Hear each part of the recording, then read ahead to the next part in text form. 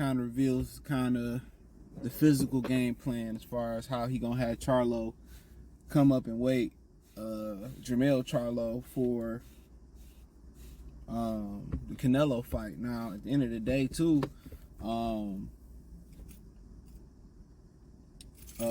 he also said him and Jermell had like a little talk about the fight, and he said he liked the fight. I don't think even if he said he didn't like the fight that Jermell, it was gonna stop Jermell from fighting. But you know, obviously you want the input, you know, give him some input there. I know guys like Ronnie will tell you straight up like, hell no, I don't like that fight right now for you. He did it to Morale for, you know, Benavidez and shit. I'm thinking about chopping my beard off. I'm kind of going back and forth with it though. I usually chop it off around the summertime and let it grow back, and then I'll be good. I don't think it's late in the summer enough, but let's speak on it. Thumbs up the video, share the video, subscribe to the channel, check out the Box News playlist for more videos like this. Appreciate the love, support. So yeah.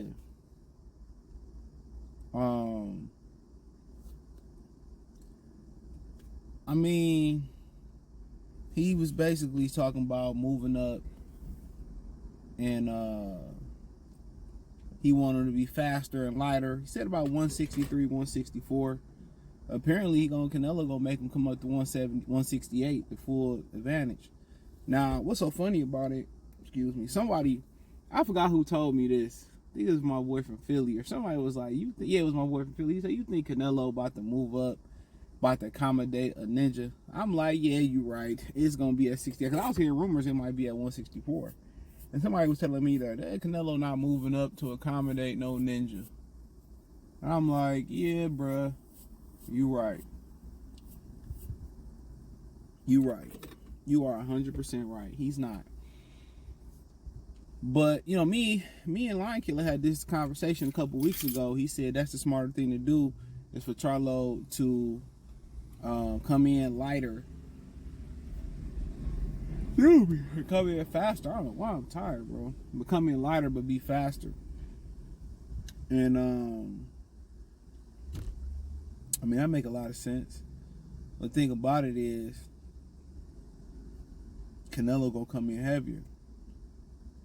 So that means his punch is gonna be hurt a little bit more. That means he gonna lean on you a little bit more. You gotta be able to take it. Now I think Charlo could put on 168 and still be good.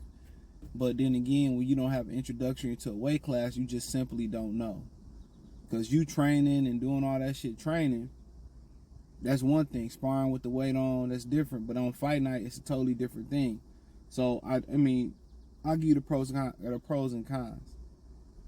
Like, the cons is that he come in lighter, Canelo gonna be heavier, so Canelo gonna pack on the weight, and Canelo just gonna count on his physical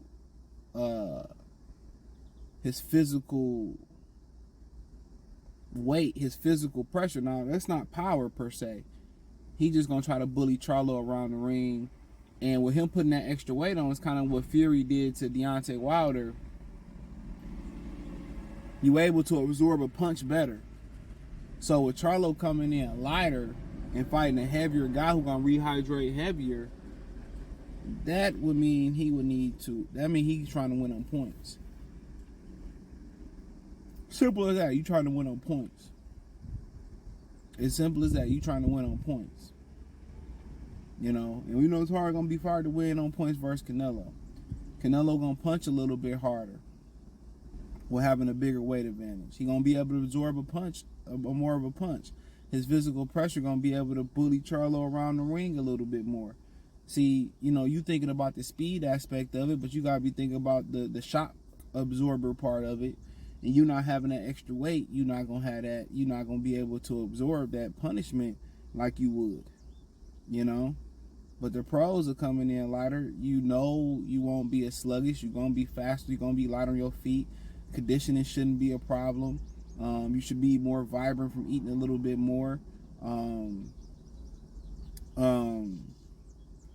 So, you know, there's some pros and cons there. But when you move up, we always talk about you beat guys with your IQ and your skill, your speed. So him jumping up 2 weight classes is going to be interesting. but he's a big dude, and I think he can put 168 on and still be cool. But you just don't you don't know. You don't get a chance to test drive it out, and you don't get a chance to test drive it out. You don't know how to make the adjustment. Like I said, with T.O. first fight at 140, he came in too heavy. He wasn't as explosive. His second fight, he was more explosive. His third fight, it all came together. So it took him about 3 fights to get acclimated to the weight. Everybody's different. Obviously, Jermell got a different body type than T.O. They different weight. They different fighters competing at different weights. But yeah, Derrick and them doing a smart thing. The problem is Canelo gonna be able to absorb their punch, and Canelo is gonna be trying to bully them. He's gonna do what he did to Amir Khan. Khan said he came in about a cruiserweight, was his guesstimation. He gonna come in heavy and try to bulldoze Charlo.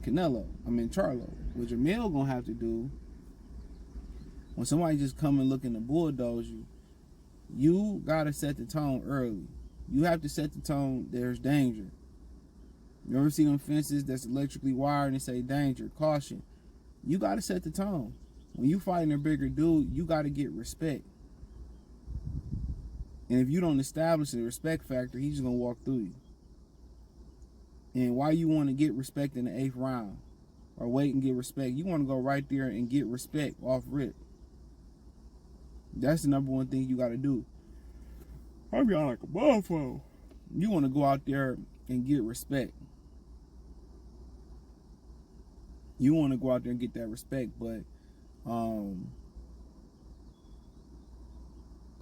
yeah, he gonna try to box him. Beat him with your speed, beat him with combination punches. Jermell got to put it all together. He could put the combination punches together. He could put the front foot game together. He could put the boxing together. We all know he can box, he can bang. But if he could put it all together in this fight, it'd be a wrap. And when I fight, and you know, this is my last little tip to him, because I'm rooting for him in this fight. I talk shit about him. I be talking shit. He probably take it personal and shit. I slapped him fucking in the mouth. You know, this is just what we do in Detroit. Y'all, you didn't just take it personal. But my thing is this, bro. The number one thing you can do to somebody who pack on the weight, in my opinion, one of the top things, I'm going to say number one because that's what I originally said. The number one thing you can do with somebody that pack on a lot of weight to get that type of advantage is something that Deontay Wilder neglected. You bang the drum. You put water in the basement, as Teddy Atlas would say. You rip the torso. You work the body. That's what you do. Any of these dudes that like to rehydrate a lot, they already a step or two slow. They already sluggish. Look how Nonito Donaire came in 20 pounds heavier than Inoue. Even though he did break Inouye's orbital bone, right? But he still lost, and Inoue was too fast. He was too versatile, and he was just able to pick the slower Donaire off. All right? But the thing he also could have did was just work the body. He already put that extra weight on. He already sluggish. Make him a little bit slower. Make him tired. And you probably can get the stoppage that way if Charlo worked the body.